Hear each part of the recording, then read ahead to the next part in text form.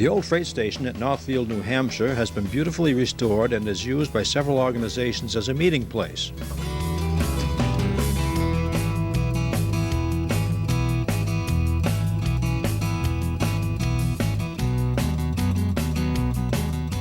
Model railroaders use the building for a train show in the summer.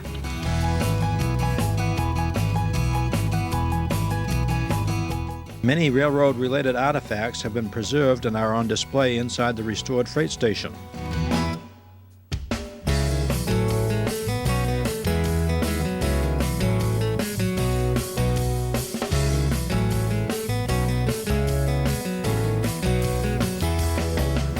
On the outside of the Northfield freight station is a collection of a dozen or more privately owned cabooses.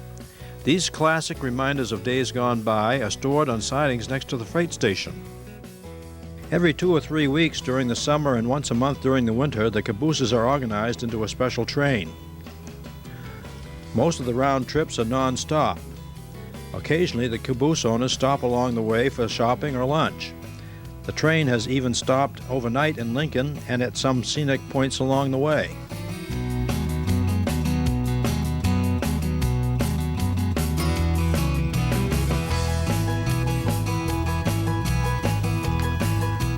The caboose train owners have arranged with the Plymouth and Lincoln Railroad to haul the train from Northfield to Lincoln, New Hampshire and return. The scenic 108-mile round trip passes through many small towns as it follows lakes and rivers, including Lake Winnipesaukee and Pemigewasset River.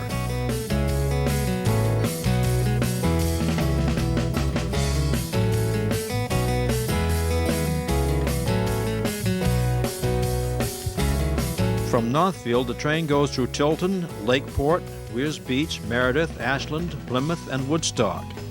The route ends in Lincoln, New Hampshire. Most of the maintenance and routine repairs are done at Northfield. For more extensive repairs, the cabooses are serviced at the Plymouth and Lincoln Railroad shop in Lincoln.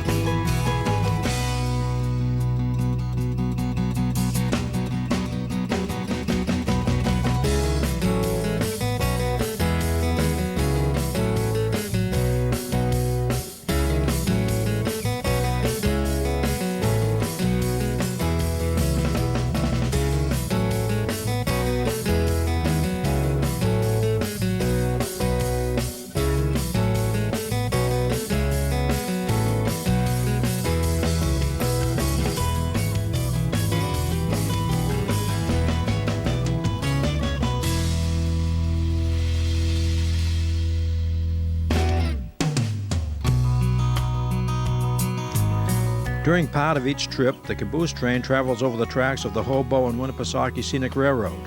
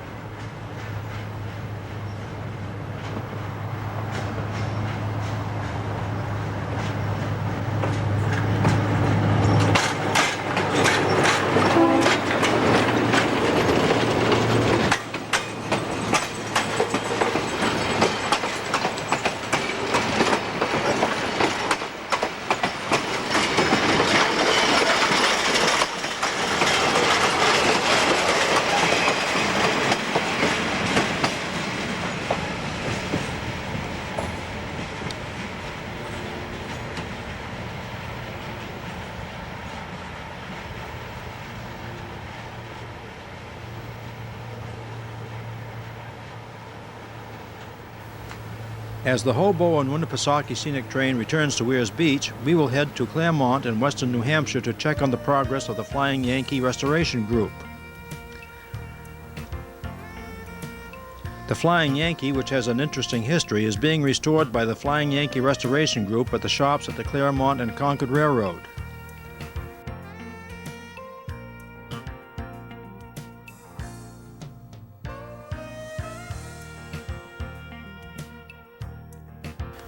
During the Great Depression, which began in 1929, railroad passenger traffic dropped by half.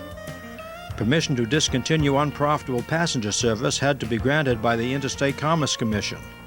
Because that approval was rare, American railroads needed some Yankee ingenuity to try to reclaim their former passengers.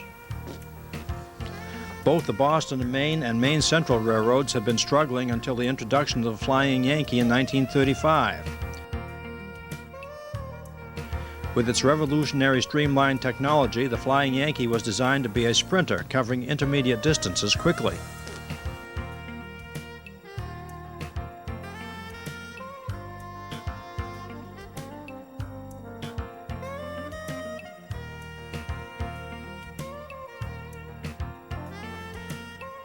The Flying Yankee is an articulated three-car train set with one set of wheels or trucks between each of the cars.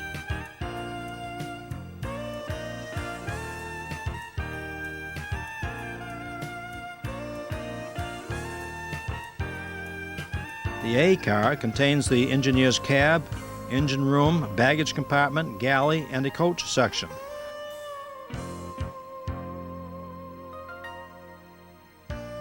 The B car is all coach. The C car is a combination coach, parlor, and observation car.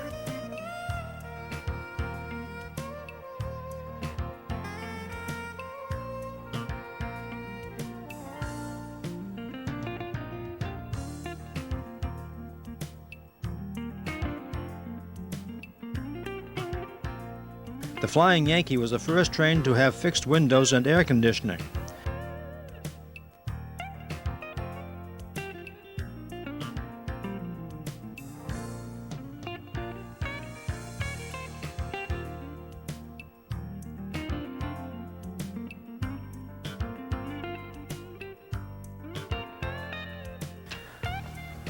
The train did not have a dining car. Instead, food was prepared in the galley and served to passengers on trays which could be affixed to the seat in front of them, the same way food is served on airlines.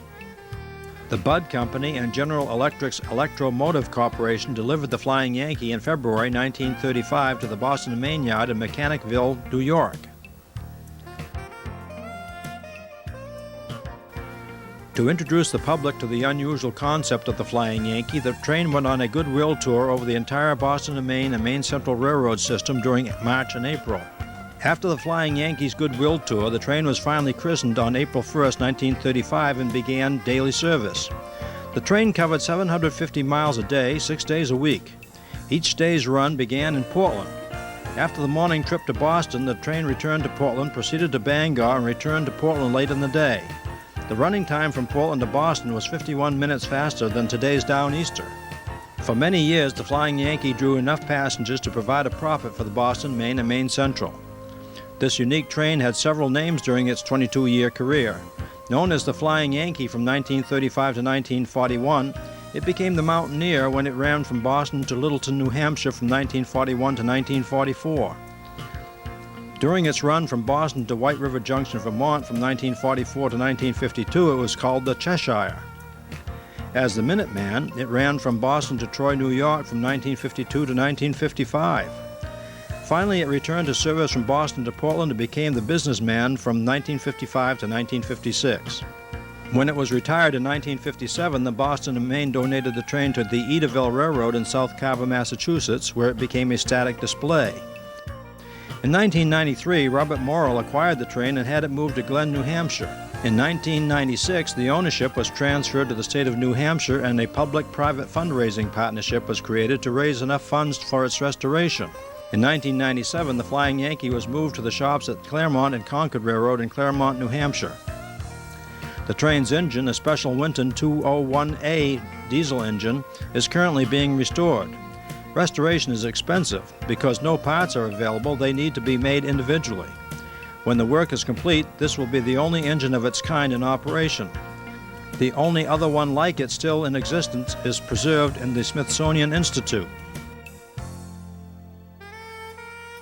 For more information about the Flying Yankee, call area code 603-383-4900 or visit them on the website at www.flyingyankee.com.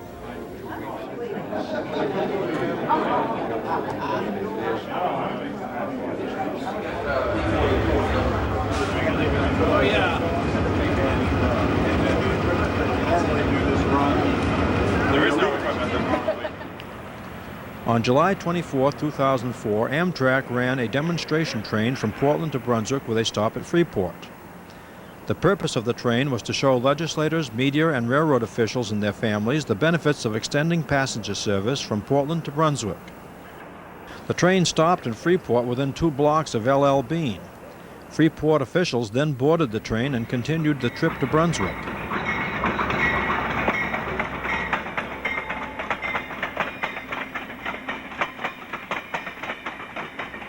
At the stop in Brunswick, the Amtrak locomotive was nose-to-nose with the Main Eastern train, which provides passenger service from Brunswick to Rockland. Government officials are promoting passenger service for the Maine coastal region with the idea of bringing passengers from Boston all the way to Rockland. In Brunswick, many people spoke about the advantages of this proposed coastal corridor passenger route. Passengers on this Amtrak demonstration train included many local and state politicians, camera crews from the state's news services, railroad officials and their families, and representatives of Maine Operation Lifesaver. I'm actually sticking to get a knife. Okay, thank you, sir. Still need one more.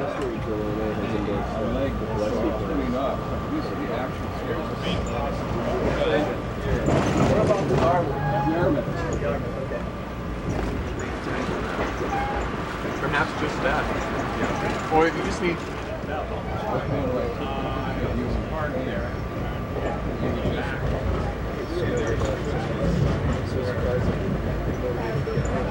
It would be, but I think if there's anything downtown, Some of that.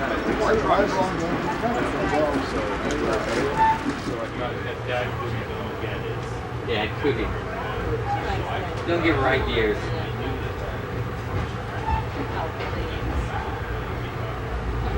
Now we're in Cumberland.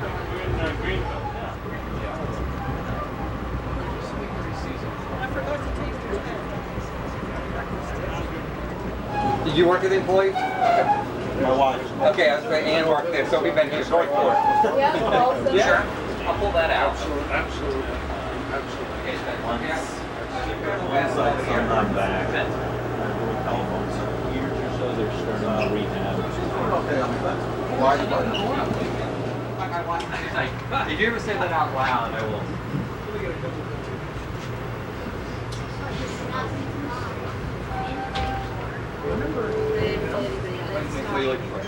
Got your official shirt on, I see. yes, I do. Good for you. Then you can, that's the better equipment. Take your own risk, leave some belongings behind as you will be reporting this train following the ceremony. Thank you.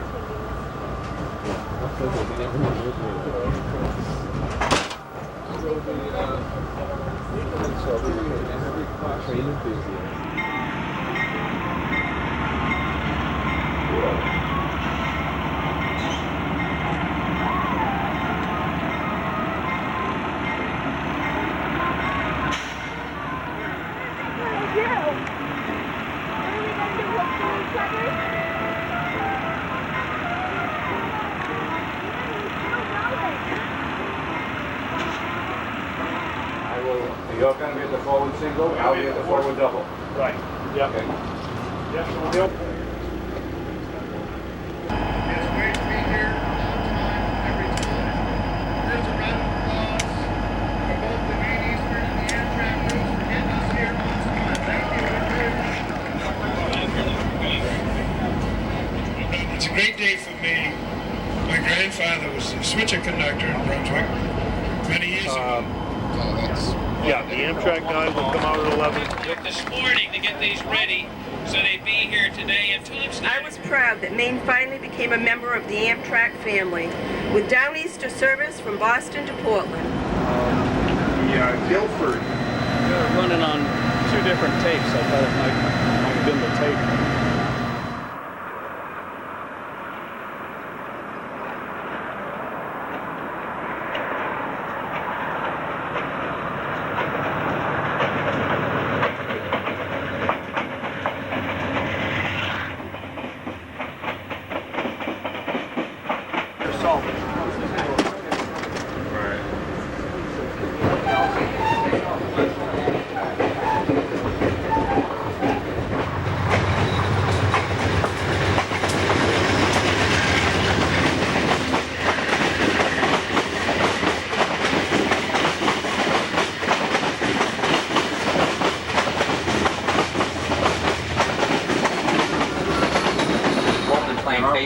So people think it's a Northern Maine bill.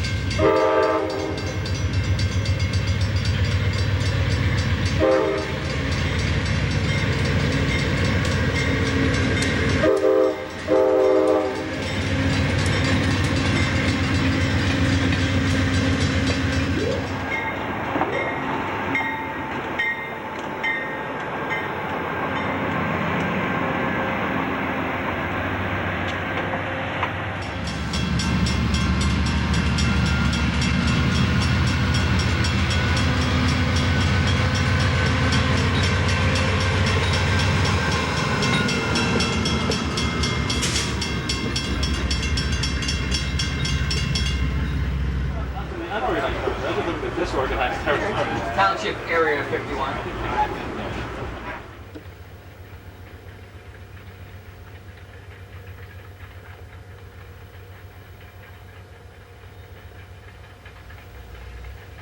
I got it.